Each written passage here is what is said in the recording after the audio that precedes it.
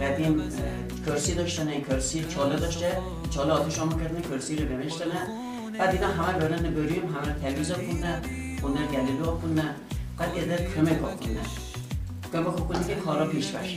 بعد همجور میونده بندن یک 5-6 روز فقط با همسایه ها اده باردان میونده بندن قندی در بندن، تماقی در بندن، شیرخاص و قندی حتما ما ایده سفر سر کرد اده کمک خوندن میونده بندن با هم دیگه. بعد چهارشنبه سوری هم که قدیم میخونه کاره و گول و دازه اینا میکردن میودن سر کلن گول اینا ورن آتش رو کنن سر هفتا مثلا بلنه دازه گول کاره همه بلنه ردیل سر پردن آتش رو کنن سر پردن نه بینی سرخی منه تو از من زردی من از تو اینو گونه سر پردن نه.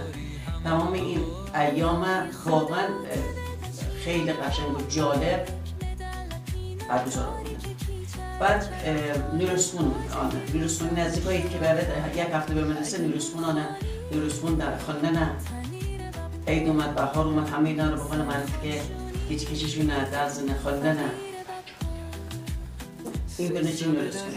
بعد هفته نو سفره اینا همه رو آماده کندن. هفته نو که سال تحویل ببین داشتین یک سینی داده با اون از او از سی و اینا رو بدن بریم سال تحویل اینا آن قدمی ها میدنیم. خیلی باحال خیلی عید قشنگ رو برگزار کنن چون قدیم واقعا یک روی عید یک چیز